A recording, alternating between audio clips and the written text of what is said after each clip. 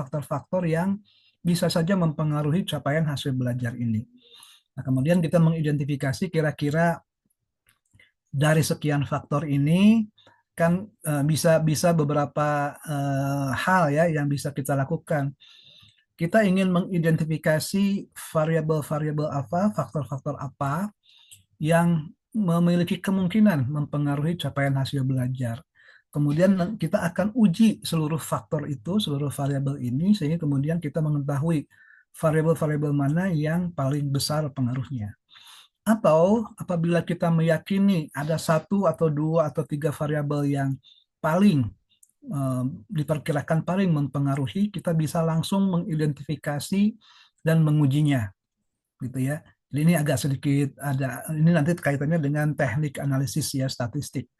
Jadi bisa saja misalnya kalau fenomenanya problemnya adalah capaian hasil belajar siswa, bisa saja misalnya kita mengidentifikasi variabel-variabel atau faktor-faktor yang mungkin mempengaruhinya ya, dari mulai misalnya internal ada tadi ya, kualitas guru, kualitas kurikulum, kualitas sarana prasarana, kemudian kepemimpinan kepala sekolah dan lain sebagainya, itu internal.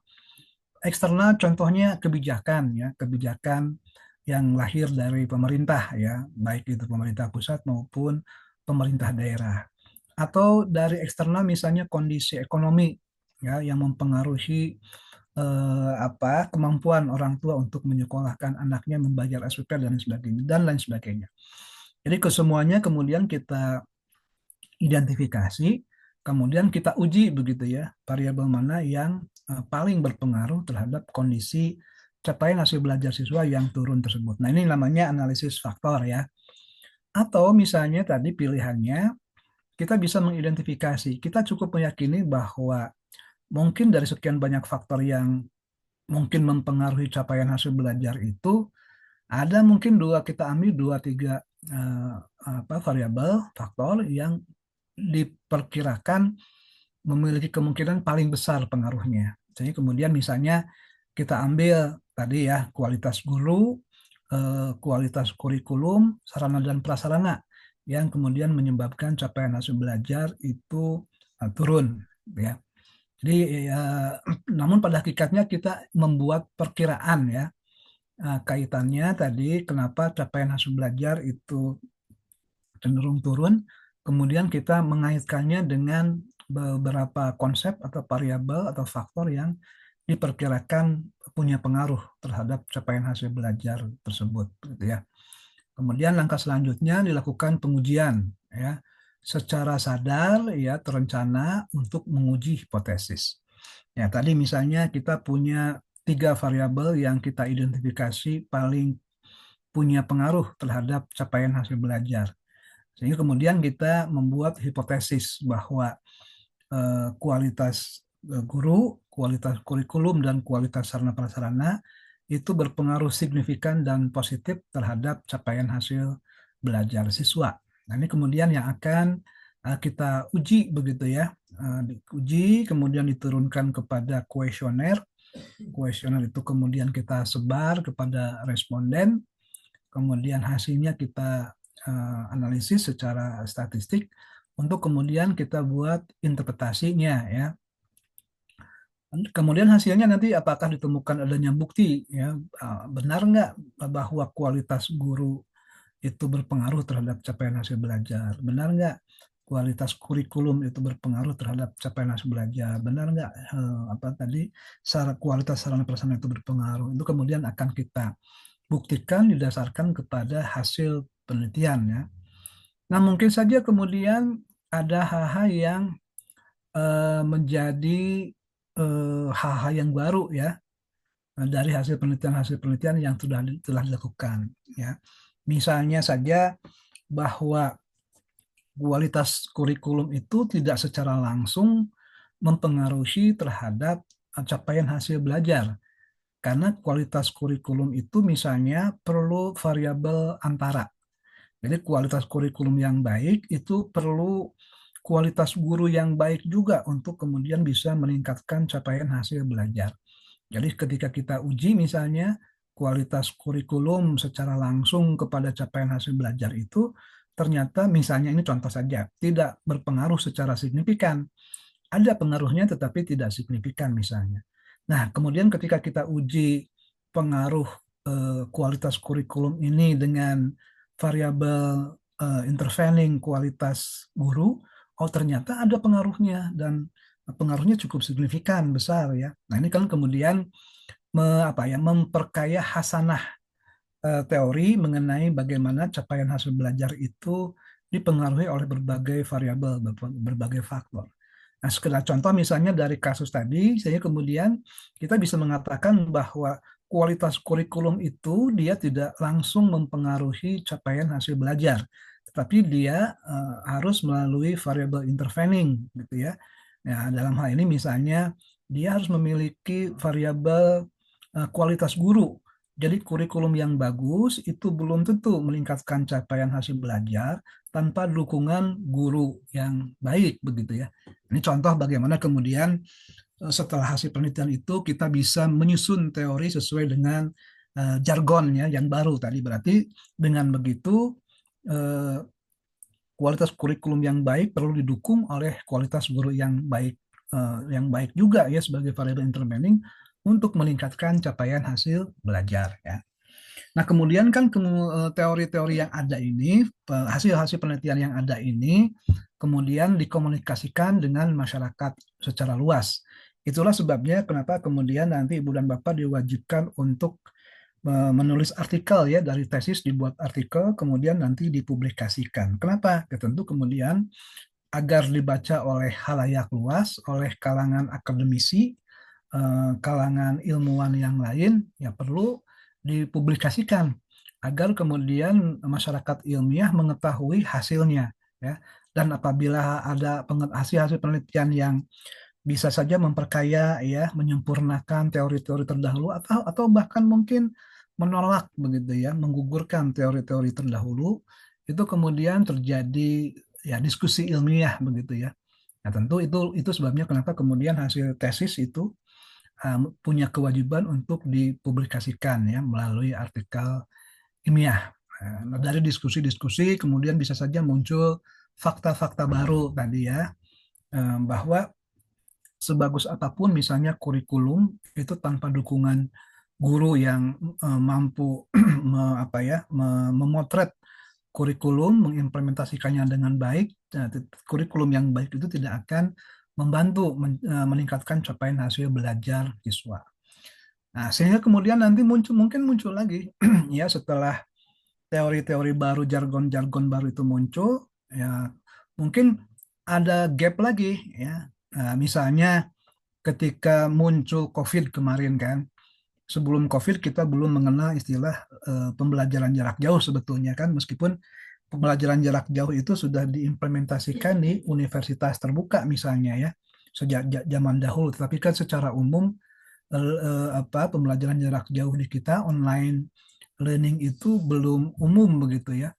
Sehingga kemudian ini kan menjadi fenomena bagaimana kemudian para siswa, para guru itu perlu beradaptasi sehingga kemudian efektivitas dari online learning itu bisa optimal. Nah, ini contoh saja. Nah, sehingga kemudian ini kan akan selalu terjadi ya. Muncul teori baru, muncul fenomena baru karena ada perubahan kebijakan, karena ada perubahan situasi global, situasi ekonomi, karena ada perubahan kurikulum dan seterusnya dan seterusnya. Jadi pada hakikatnya siklus ini akan terus berjalan, terus menerus, dan tentu apabila kita kaitkan dengan kajian ilmiah, tentu harus dilakukan secara sistematis tadi ya. Dari mulai memotret fenomena, ya, dijustifikasi dengan data, dengan fakta, kemudian diperkirakan kaitannya dengan hipotesis, ya, mengaitkan dengan variabel-variabel atau faktor-faktor yang mungkin mempengaruhinya. Ini juga tentu perlu kehati-hatian ya, karena tidak sembarangan kan begitu ya, tidak asal comot kita memperkirakannya misalnya tadi capaian hasil belajar ini ditentukan oleh kualitas guru. Ya mungkin bukan itu begitu ya, karena misalnya kualitas gurunya sudah baik kok begitu ya.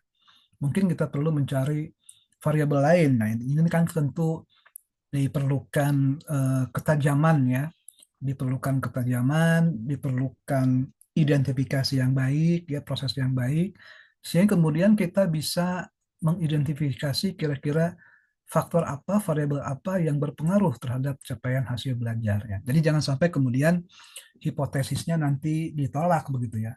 Meskipun hipotesis yang ditolak itu tidak diterima, itu bukan berarti penelitiannya gagal, tidak begitu ya.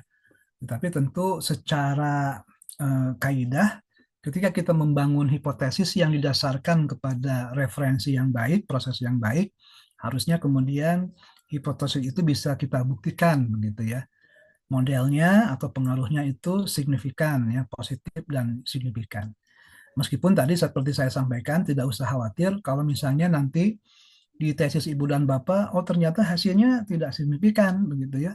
Hasilnya berpengaruh tetapi negatif, bisa saja seperti itu ya. Selama kita selama kita melalui proses-proses yang baik, yang benar, ya hasil akhir adalah potret dari hasil penelitian kita begitu ya.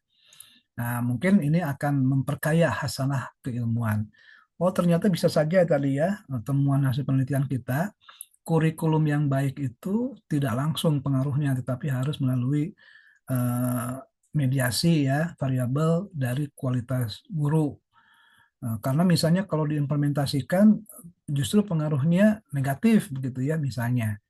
Karena si siswa itu tanpa guidance yang baik, meskipun kurikulumnya baik, tentu penerimaannya belum tentu baik gitu ya. Jadi ini barangkali Ibu dan Bapak siklus ya dari pengembangan sains ya. Jadi perlu saya tekankan bahwa tidak harus begitu ya, hipotesis kita itu mutlak harus diterima begitu ya, harus terbukti. Misalnya kita buat hipotesis bahwa kinerja guru itu berpengaruh positif dan signifikan terhadap capaian hasil belajar. Nah, selama kita melalui prosesnya dengan baik, memilih teori dengan baik, ya, membuat kuesioner dengan baik, membuat analisis statistik dengan baik, dan ternyata hasilnya tidak berpengaruh, ya, positif dan signifikan, atau misalnya berpengaruh tetapi negatif, ya tentu kemudian itulah hasil penelitian kita. Cuma memang problemnya adalah kalau misalnya ada kondisi-kondisi yang spesial seperti itu, misalnya tadi berpengaruh tetapi negatif. Ini kan agak bertentangan dengan sebagian besar pendapat ya, atau sebagian besar hasil penelitian yang mengatakan bahwa kinerja guru itu berpengaruh positif dan signifikan terhadap capaian hasil belajar. Nah, kita sebagai peneliti kan perlu menjelaskan mengapa hasil penelitian kita ini berpengaruh tetapi negatif begitu ya. Nah, kita kemudian kembali kepada referensi tentu. Ada nggak penelitian-penelitian yang sama yang mengenai ke kualitas guru itu yang negatif ya, pengaruhnya terhadap capaian hasil belajar. Nah, biasanya kan tentu fenomena yang kita temukan itu kalau misalnya konsepnya sudah banyak diteliti akan ada begitu ya. Eh, akan ada penelitian-penelitian yang sama barangkali dengan kita. Nah, kemudian yang cukup penting nanti dari tesis Ibu dan Bapak adalah bukan hanya sekedar membuktikan begitu ya, hipotesis, membuktikan ada tidaknya pengaruh, positif negatifnya pengaruh, tetapi juga perlu mengungkap bagaimana persepsi responden terhadap dimensi-dimensi, indikator-indikator yang ada dalam penelitian. Karena dari situlah kemudian kita bisa mengidentifikasi kira-kira apa problemnya begitu ya. Karena kan kalau kita menguji hanya sekedar menguji pengaruh, ya kemudian hasilnya hanya akan ketemu berpengaruh, signifikan atau tidak signifikan, tidak berpengaruh, atau berpengaruh positif, atau berpengaruh tidak negatif. Sudah seperti itu. Tapi barangkali salah satu hal yang penting yang perlu kita ungkap dari tesis Ibu dan Bapak adalah soal bagaimana kemudian persepsi responden ya terhadap berbagai dimensi dan indikator. Dari dimensi dan indikator yang ada, yang dibahas di bab 4 itu, nanti kita sebagai peneliti akan bisa mengidentifikasi kira-kira dimensi mana atau indikator mana yang menurut responden itu paling jelek ya persepsinya. Ya. Karena kan nanti misalnya ketika kita bicara teori kinerja guru itu kan dia punya beberapa dimensi ya, kualitas, kuantitas misalnya, kemudian masing-masing dimensi itu kan punya indikator ya. Nah, kemudian ini yang perlu kita ungkap di dalam bab 4 ya. Nah, di mana di dalam bab 4 ini kita bukan hanya kemudian menyajikan hasil statistik ya, tadi soal pengujian hipotesis yang penting, tetapi juga tidak kalah pentingnya adalah bagaimana kita mengungkap persepsi responden terhadap dimensi dan indikator. Nah, ini kemudian bisa kita gali, nanti kemudian kita sarankan begitu ya, atas indikator-indikator yang memiliki nilai terendah, gitu ya. Nah, nilai terendah ini kan mencerminkan persepsi responden yang agak kurang baik ya dibandingkan dengan indikator-indikator yang lain. Nah, indikator-indikator yang rendah ini, yang terendah ini kemudian nanti bisa kita anggap sebagai hasil temuan kita ya, penelitian kita ya. Jadi bukan hanya sekedar membuktikan hipotesis, menguji hipotesis, tapi yang cukup penting adalah menggali deskripsinya ya, statistik deskriptifnya, deskripsi terhadap respon maaf perspektif responden ya, perspektif responden terhadap pernyataan atau pertanyaan yang diajukan oleh peneliti. Jadi dua hal ini yang menurut saya cukup penting yang nanti diungkap oleh ibu dan bapak dalam tesis ya. Yang pertama adalah soal pembuktian hipotesis tadi ya. Kemudian yang kedua adalah pengungkapan secara lebih dalam ya hal-hal yang menjadi temuan penelitian yang didasarkan kepada perspektif responden yang didapat dari nilai-nilai dimensi dan indikator dari pernyataan atau pertanyaan atau kuesioner kita. Nah, perkembangan sains ditentukan oleh objek yang diteliti. Ada tiga kelompok: benda mati, makhluk hidup, individu, dan kelompok masyarakat. Nah, saya pikir ilmu kita ya, ilmu sosial itu nanti dia akan lebih berinteraksi dengan individu dan kelompok masyarakat ya Ibu dan Bapak. Karena kan benda mati ya bukan ranah kita lah ya, meneliti mengenai benda mati, kemudian tadi sel, virus, atom. Justru yang akan kita teliti adalah individu dan kelompok masyarakat. Nah, jika objeknya benda mati, mulai ditemukan kaidahnya, sainsnya, antara fisika, kimia, geologi, astronomi, perkembangannya cepat begitu ya, cukup cepat ya. Kemudian karena tadi ya lebih mudah ditemukan kaidahnya, karena polanya kan tetap begitu ya, perilakunya tetap. Kemudian jika objeknya makhluk hidup, relatif lebih sulit ditemukan kaidahnya dibanding dengan jika objeknya benda mati ya. Misalnya biologi, zoologi, kedokteran, ya, meskipun eh, relatif lebih lama, tetapi dibanding ilmu yang terkait dengan perilaku manusia, perkembangannya cukup cepat ya. Ya misalnya teknologi kedokteran, ya, teknologi biologi, ya itu relatif lebih cepat ya. Meskipun tidak secepat ilmu mengenai makhluk mati tadi ya. Eh, Kemudian yang terakhir, jika objeknya individu dan masyarakat, nah ini barangkali bidang kajian kita nih ya, Ibu dan Bapak, lebih sulit menentukan kaidah-kaidah empiriknya. Kemudian perkembangannya juga relatif lebih lambat begitu ya, karena kita tidak bisa betul-betul membuat sebuah model, memprediksi atau membuat sebuah kesimpulan yang betul-betul presisi begitu ya. Ya misalnya kita tadi ya mengenal teori Maslow ya soal hierarki kebutuhan manusia. Tapi kan mungkin saja ada misalnya manusia yang dia aktualisasi dirinya lebih tinggi dibanding kebutuhan sandang pangan. Barangkali misalnya kita akan cukup mudah ya menemukan orang-orang yang tadi ya yang ingin dikenal, yang punya passion untuk membantu ya. Meskipun misalnya ekonominya relatif morat-marit, tetapi tadi ya passion untuk membantu orang itu lebih tinggi dibanding dia mengejar kebutuhan sandang pangan. Nah ini kan berbeda dengan teori Maslow begitu ya. Nah, di mana teori Maslow ini ada bagian benarnya ada, mungkin ini berlaku kepada sebagian besar ya manusia. Tapi kan ada sebagian kecil manusia yang tadi ya, yang tidak bisa digambarkan oleh teori Maslow ya, teori kebutuhan Maslow. Sehingga kemudian dalam konteks ini kan kita tidak bisa mengatakan bahwa teori Maslow itu sebuah kebenaran yang mutlak begitu ya. Ya, sehingga kemudian nah, misalnya dalam perkembangannya muncul diskusi-diskusi ya mengenai kebutuhan atau needs dari manusia ya. Bahkan secara apa ya guyon eh, apa anak-anak kita sekarang ini kan dia kebutuhan yang paling dasarnya bukan sandang pangan ya, tapi misalnya gadget, misalnya kuota begitu ya. Bagi mereka itu lebih penting dibanding misalnya tadi kebutuhan-kebutuhan yang lain. Ini kan kemudian memunculkan diskusi baru ya mengenai teori-teori kebutuhan.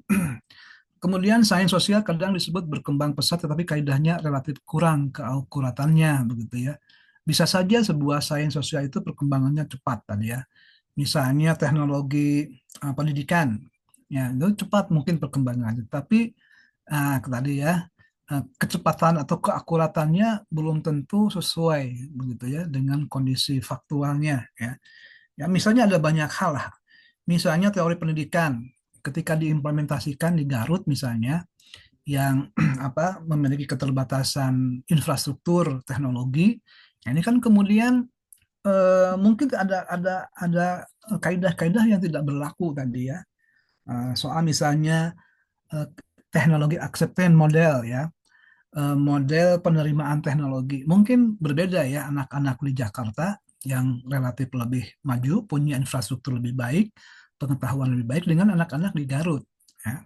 Sehingga tadi ya, mungkin saja sains sosial itu kecepatannya bisa berkembang pesat, tetapi kaidahnya relatif kurang keakuratannya. Jadi barangkali jika objeknya individu dan masyarakat. Dan kita, ini Ibu dan Bapak, tentu kemudian kajian kita itu nanti akan sangat erat kaitannya dengan perilaku individu dan masyarakat tentu ya. Karena bidang kajian kita misalnya Ibu dan Bapak nanti adalah lokusnya adalah di sekolah ya, kemudian fokusnya nanti di bidang manajemen pendidikan ya atau manajemen pendidikan Islam. Yang tentu objeknya adalah manusia begitu ya. Respondennya itu manusia, informannya manusia ya. Sehingga kemudian tadi masuk kepada kaidah-kaidah ya. Lebih sulit menentukan kaidah-kaidah empiriknya, perkembangannya juga tidak sepesat objek-objek yang lain ya, relatif lebih lambat. Kemudian juga mungkin relatif keakuratannya itu kurang ya, tidak terlalu presisi ya, seperti bidang-bidang atau kajian atau pengamatan yang lain. Nah, dunia barat sendiri amat maju dalam sains teknologi ya, kerja manusia yang profesional. Ya, sementara di kita kan masih dianggap ya amatir begitu ya. Nah, karena beberapa hal ya, ya bukan soal misalnya soal kepakaran atau bukan soal perilaku ya. Misalnya contohnya support ya, support anggaran. Ya. Di negara-negara maju tentu anggaran-anggaran terhadap riset and development ini sudah sangat besar ya. Bagaimana misalnya Cina bisa seperti sekarang itu karena memang mereka sejak tahun 70-an itu apa menyisihkan anggaran pendidikan luar biasa besar ya. Mereka menyekolahkan anak-anak terbaik mereka di sekolah-sekolah terbaik di seluruh dunia ya. Kemudian mereka menyediakan anggaran riset ya.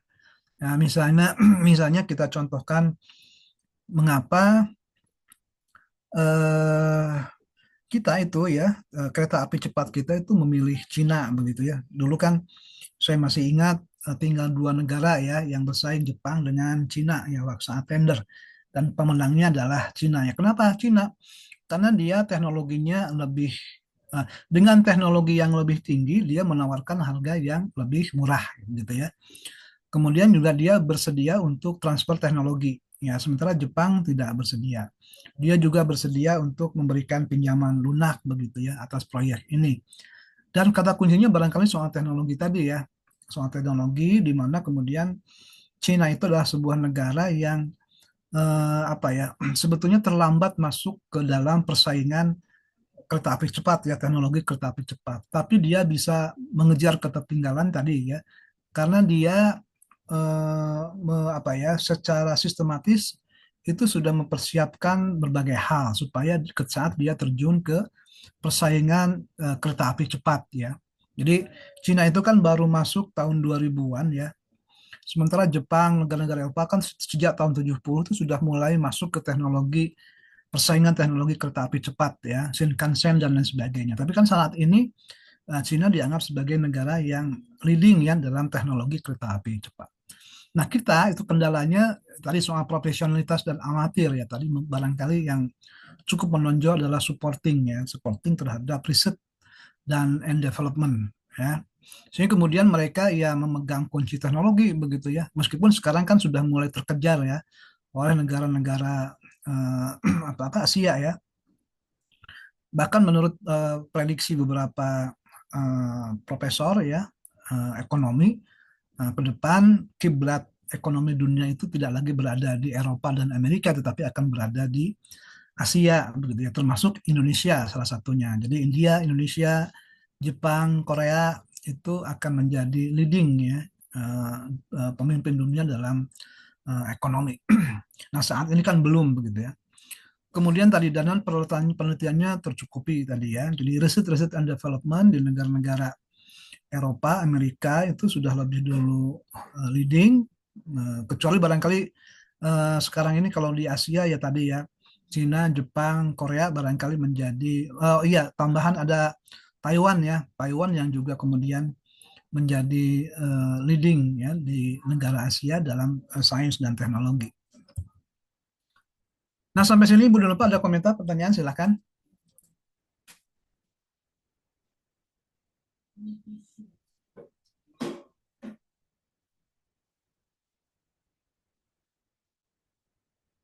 Enggak, bila ada apapun lah ya yang ingin didiskusikan, bertanya mengenai tesis atau apalah begitu ya, silakan.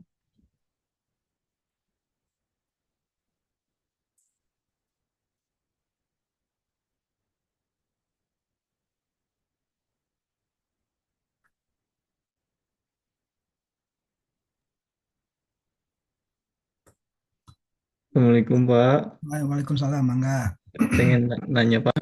mangga, mangga. Biasanya kalau misalkan untuk kuesioner nih ya Pak, Iya. datanya itu berbentuk atau berupa ya atau tidak isiannya itu, yang poin-poin isiannya. Misalkan Oh, buat cari baik. data kayak gitu, gimana Pak? Ya, Ya bisa, atau Pak. tidak atau keterangan atau gimana? Ya, bisa. Tergantung nanti metode yang dipakai ya. Apakah misalnya pilihan benar, tidak, benar, salah, begitu ya, tidak, itu bisa. Nanti kan ini dikuantifikasi ya. Kalau ya misalnya satu, tidak, nol. Benar, satu, salah, nol, gitu. Bisa seperti itu. Atau bisa kita memakai apa apa pilihan-pilihan berjenjang ya, sangat setuju, setuju, tidak setuju atau netral, tidak setuju dan sangat tidak setuju. Tergantung itu dari metodenya Pak, dari metode statistiknya. Nanti kita akan belajar di mata kuliah statistik Pak. Itu opsi saja ya, itu pilihan saja ya. Begitu Pak, Pak Marwah ya. Iya, ya Pak, makasih Pak. Ya,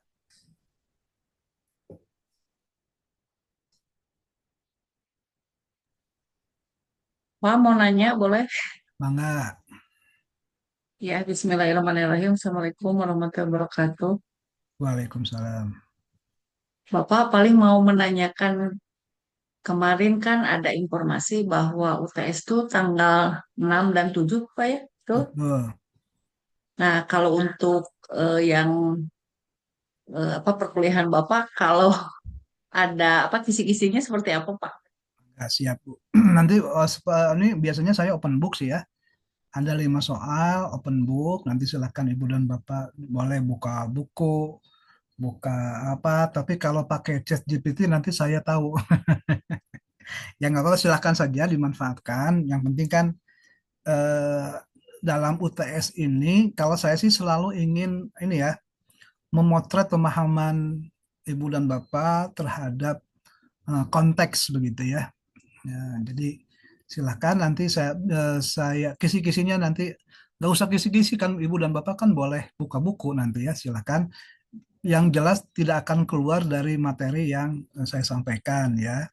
Kemudian ada 5 soal, kemudian ada apa boleh open book ya. Silakan saja open book Ibu dan Bapak cari referensinya. Yang jelas tadi soalnya biasanya studi kasus ya. Studi kasus, kemudian saya sih ingin memotret pemahaman tadi ya, khususnya tadi ya mengenai fenomena yang gitu-gitulah ya, konsep, teori gitu ya, yang gitu-gitu yang akan saya kaitkan dengan tesis Ibu dan Bapak ya, supaya nanti ya sebagai pembekalan lah begitu dalam upaya Ibu dan Bapak mengingat begitu ya, mengingat kembali langkah-langkah kira-kira apa yang perlu dilakukan ketika menghadapi sebuah fenomena dan kita akan menelitinya begitu ya. Begitu Bu Puji ya. Jadi kisi-kisi ya nanti langsung saja lah ya karena soalnya open book, Ibu dan Bapak boleh buka internet, buka buku apapun silahkan saja. Terima kasih Bapak. Bangga. Isi yang penting mah isi ya, isi semua saja.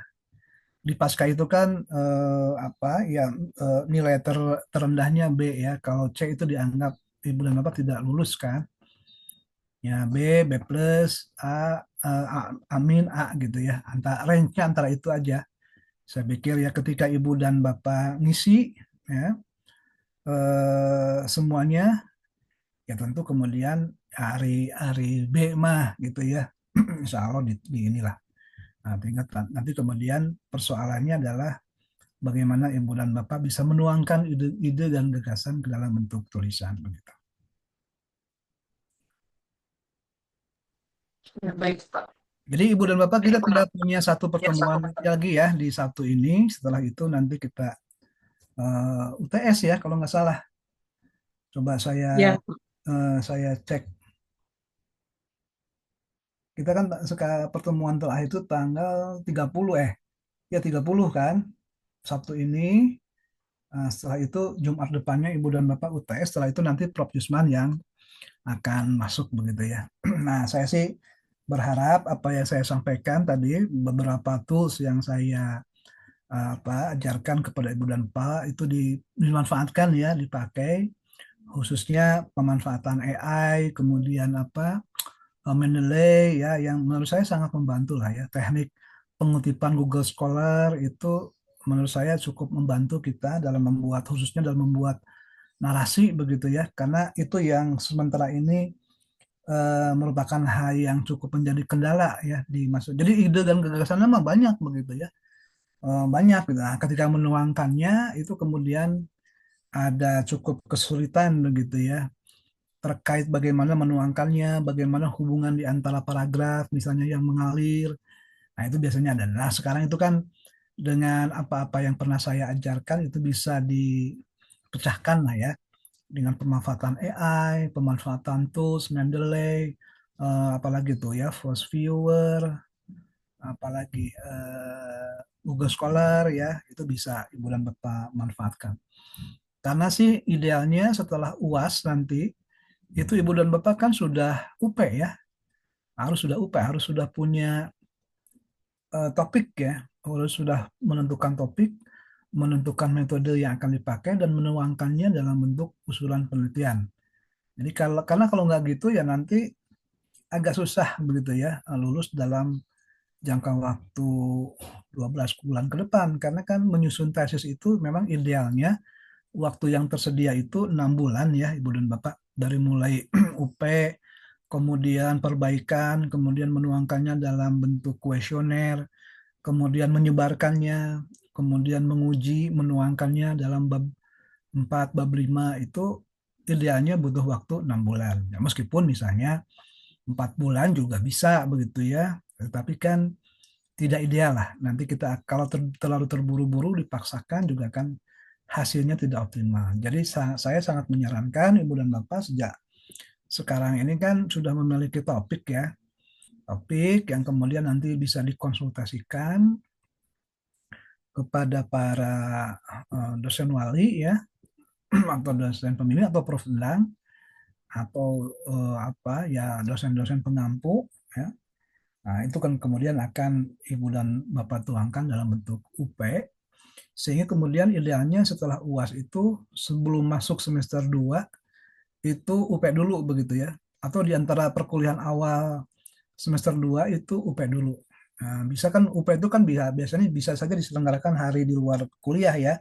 Hari Rabu, hari Kamis itu bisa UP. Dan Jumat Sabtunya dimanfaatkan untuk kuliah begitu ya. Jadi itu sih idealnya apa menurut saya ya, sehingga ibu dan bapak perlu perlu mengidentifikasi topik ya, kemudian metode. Soal lokus nanti kita bicarakan lah ya. Yang penting mah ada lokus mah kan bisa bisa apa nanti disesuaikan lah ya. Karena saya pikir permasalahan apa pendidikan khususnya di Dikdasmen itu kan relatif agak sama ya, ada kemiripan-kemiripan yang perlu kita angkat begitu ya. Jadi tidak akan mubazir misalnya nanti pindah lokus penelitian, tidak akan mubazir Ibu dan Bapak ya, UP-nya begitu bisa. Tetap paling nanti robah sedikit mengenai data begitu ya. Sementara kan narasinya bisa kita pertahankan ya, teori-teorinya bisa kita pertahankan. Kalaupun misalnya lokusnya perlu disesuaikan ya, syukur-syukur nanti lokusnya kan bisa sesuai dengan keinginan Ibu dan Bapak begitu ya. Baik, ada lagi Ibu Bapak, silahkan.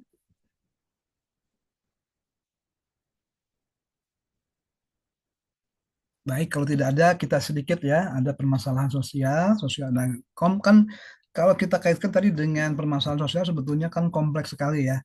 Ya karena dia akan selalu terkait dengan perilaku ya. Seperti kita ketahui perilaku manusia itu kan unpredictable begitu ya. Kita tidak bisa secara presisi begitu ya membuat sebuah menjustifikasi sebuah teori, sebuah keadaan gitu ya. Nah, permasalahan sosial itu tadi seperti saya sampaikan di awal, itu ada gap antara conceptual world ya dengan empirical world. Dengan kondisi-kondisi yang ada, dengan teori-teori yang ada, itu dengan kenyataannya ya, dengan kenyataannya. Nah, disitulah kemudian kita masuk ya, problem itu kemudian yang akan kita teliti, akan kita pelajari, akan coba kita eksplanasikan begitu ya, jelaskan supaya kita bisa memahami ya, memprediksi dah bahkan mungkin mengontrol nanti ke depannya problem-problem itu agar kemudian ketika problem itu hadir kita bisa menanganinya dengan baik. Jadi pada hakikatnya secara sederhana tadi ya, ada perbedaan antara desain dan desolen ya. Kalau teori dengan kenyataan, konsep-konsep yang ideal yang kita harapkan dengan kenyataannya. Jadi selalu berangkat dari problem ya. Nah, sementara masalah sosial juga sesuatu hal yang menimbulkan pertanyaan ya. What, apa, why, mengapa, who, siapa, where, di mana, when, kapan begitu ya. Kemudian how, bagaimana. Ini yang perlu Ibu dan Bapak jelaskan juga nanti di latar belakang ya. Jadi latar belakang ini kelihatannya sederhana, tetapi saya selalu menekankan pentingnya latar belakang ya. Karena latar belakang ini menjadi fondasi terhadap penelitian kita ya. Misalnya begini, tadi seperti saya contohkan. Ketika kita menemukan fenomena capaian hasil belajar turun, kemudian kita mengidentifikasi, oh ternyata kualitas guru nih yang mempengaruhi. Padahal bukan kualitas guru begitu ya. Karena gurunya misalnya sudah baik ya, sudah tersertifikasi, sudah S2, sudah punya diklat dan lain sebagainya. Jadi bukan itu problemnya. Nah, sehingga kemudian ya tentu kemudian kita perlu memahami, mengidentifikasi variabel-variabel yang paling berpengaruh begitu ya. Nah, itu yang kemudian perlu dijelaskan, what, why, who, where, when, how begitu ya di latar belakang. Now, how ini kan bicara soal solusi yang akan kita tawarkan ya atas fenomena tersebut. Misalnya tadi fenomena capaian hasil belajar yang rendah, yang turun. Nah, penelitian kita itu ingin menjawab ya bagaimana agar tadi ya mengidentifikasi kenapa penurunan itu terjadi, variabel apa yang mempengaruhinya, kemudian bagaimana solusinya kan begitu ya, how ini. Nah, mungkin saja muncul dari sesuatu yang mengandung keraguan-raguan dan ketidakpastian dalam kehidupan masyarakat tadi ya. Muncul COVID, sehingga kemudian seluruh proses belajar mengajar dilakukan di rumah misalnya. Ini kan sebuah hal yang baru begitu ya bagi kita. Jadi kemudian ya, perlu diteliti. Kemudian kesenjangan antara sesuatu yang seharusnya the solent dan teori ya, the science ya, empiris. Ya. Jadi ini masalah sosial akan selalu begitu polanya ya. Kemudian adanya kesenjangan antara teori sosial dan praktek teori sosial. Ibu dan Bapak, seperti kita ketahui kadang-kadang seperti pernyataan saya di awal dulu ya, teori begitu ya, ada semacam pesimistisme terhadap hadirnya teori karena kadang-kadang antara teori dengan praktek itu berbeda misalnya ya. Misalnya sebagai contoh, kita ini kan sebuah negara yang 99% penduduknya penganut agama. Seperti kita ketahui bahwa seluruh agama itu mengajarkan kebaikan-kebaikan, yang termasuk misalnya tidak boleh korupsi. Ya. Tapi kan kemudian dalam banyak kasus praktik-praktik korupsi di negara kita itu sangat tinggi misalnya. Nah ini kan gap antara teori dengan kenyataan. Ya secara teoritis sebuah negara yang 99% penduduknya memiliki menganut ajaran agama dan taat, itu harusnya praktek-praktek korupsi itu rendah begitu ya. Nah ini contoh, ini sekedar contoh saja bagaimana kemudian gap antara teori dan praktek itu berbeda begitu ya. Kemudian mungkin saja sesuatu yang dianggap masih kurang tadi ya.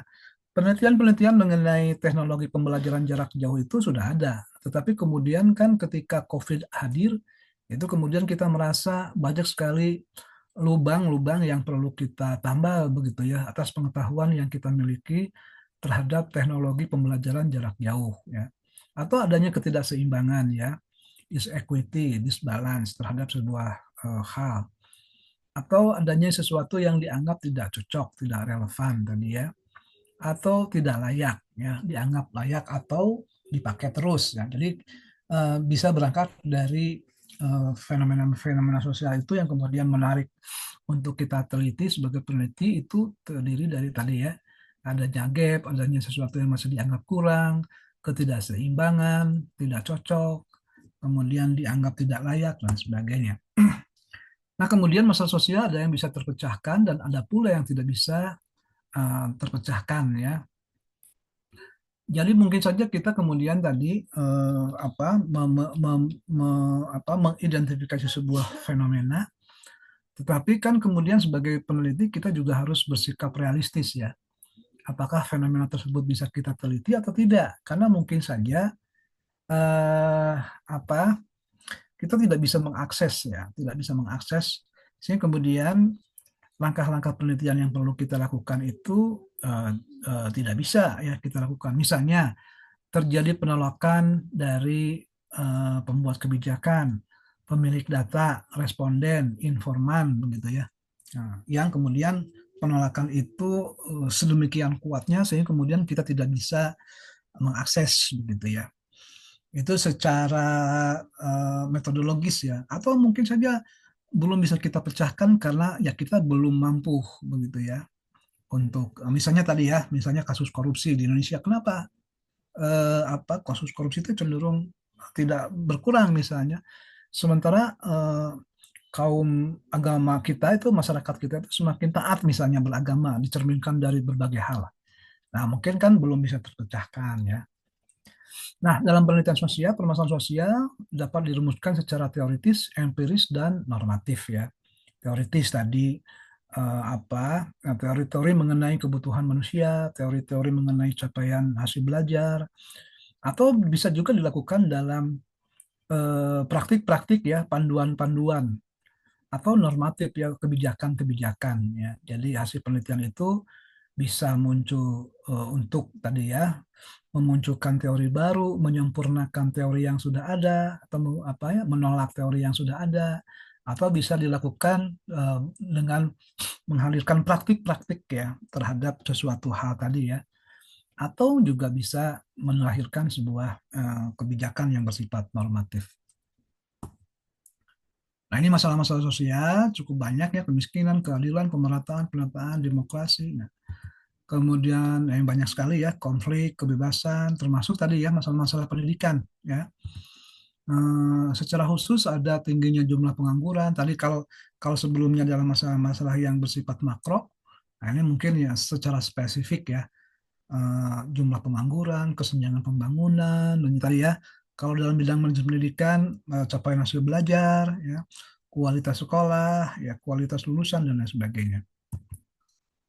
Nah, yang jelas bahwa ketika kita membuat rumusan masalah itu kita perlu menyatakannya ya. Nah, pernyataan masalah apa masalahnya tadi ya? Pernyataan masalahnya, oh, ternyata capaian hasil belajar siswa di sekolah X itu cenderung turun ya. Kemudian didefinisikan bahwa kita mengidentifikasi bahwa capaian hasil belajar itu dipengaruhi oleh kinerja guru yang belum optimal, kualitas sarana prasarana yang belum optimal, kemudian kualitas kurikulum yang belum optimal, itu didefinisikan. Kemudian nanti kan dijawab dengan teori, kira-kira teori apa ya? Teori-teori mengenai kinerja guru, teori-teori mengenai sarana prasarana, teori-teori mengenai kualitas kurikulum ya, teori-teori mengenai capaian hasil belajar yang kemudian kita operasionalkan. Dibuat sebuah proposisi ya. Misalnya apa kualitas kinerja guru yang baik itu akan meningkatkan capaian hasil belajar.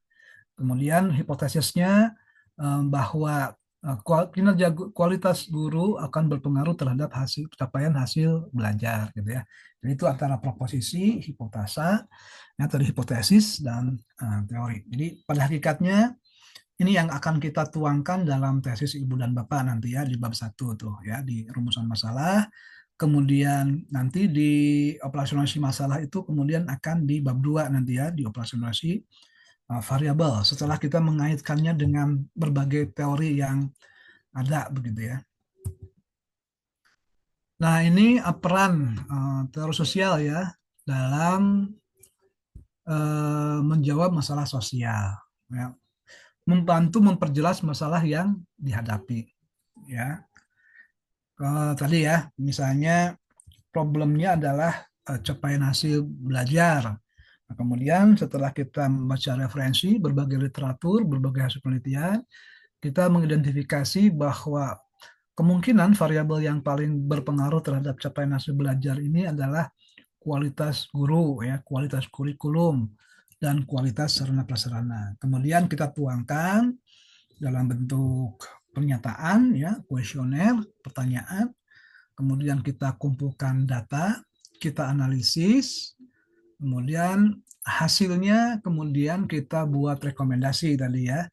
Oh, ternyata bahwa kualitas kurikulum itu tidak secara langsung mempengaruhi capaian hasil belajar, tapi dia harus melalui variabel misalnya tadi kualitas sarana prasarana yang menunjang dan kualitas guru yang baik begitu ya. Nah, kemudian untuk itu kemudian kita membuat rekomendasi ya. Selain kualitas kurikulum yang baik, kita perlu meningkatkan misalnya pengetahuan guru ya, meningkatkan kualitas sarana prasarana. Kemudian mempelajari halangan yang terjadi, kemudian kita memberikan saran ya, memberikan penjelasan dan mendorong kegiatan penanggulangan masalah.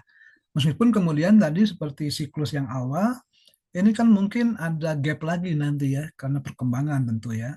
Karena kan masalah sosial ini tidak statis, tetapi sangat dinamis ya. Satu hari dengan hari ini mungkin punya fenomena tertentu, mungkin besok ada tambahan fenomena begitu ya, perlu dijelaskan. Jadi kemudian ini akan selalu berkembang ya. Sains ilmu sosial ini akan selalu berkembang seperti layaknya sains-sains yang lain. Nah, dan perkembangannya tadi juga akan semakin kompleks ya.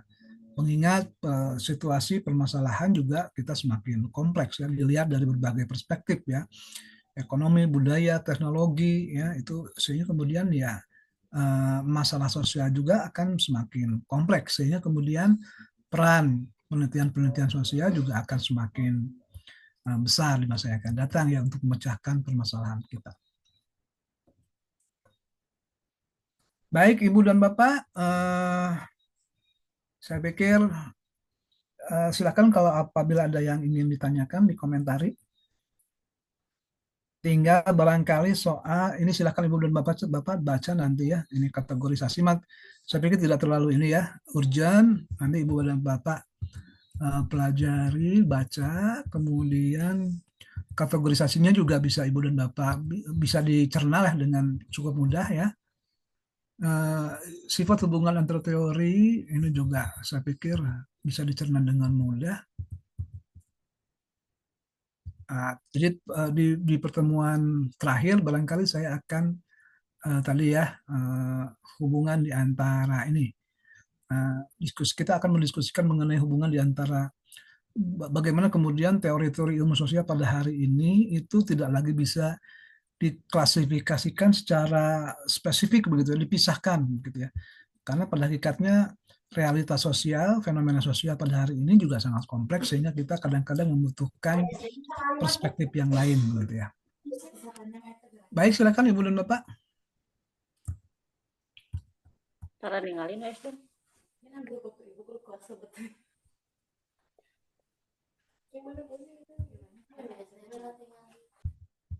Ini memang slide-nya cukup panjang ya, cukup banyak, sengaja saya jadikan satu slide supaya Ibu dan Bapak mudah membacanya, meskipun mungkin saya tidak akan sampai ke akhir ya, ke akhir.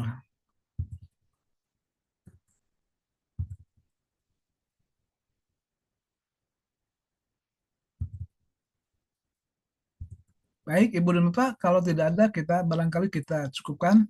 Insya Allah kita ketemu hari Sabtu ya, sebagai pertemuan akhir di mata kuliah teori sosial ini. Sebelum insya Allah nanti di semester 2, Ibu dan Bapak akan belajar mengenai statistik ya, untuk support kepada tesis Ibu dan Bapak.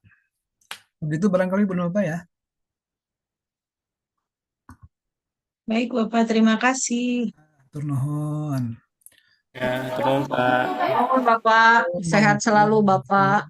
Amin, Bang. sama-sama Ibu dan Bapak sehat berkah. Amin. Semangat Bapak warahmatullahi besok nyoblos gitu Pak. Ari abdi mah tos kedah dicarioskeun deui tangtos nomor 2. Di Garut tuh. Siap. Setelah yang terbaik Pak. Amin, amin. Mohon. Assalamualaikum. Waalaikumsalam. Wabarakatuh.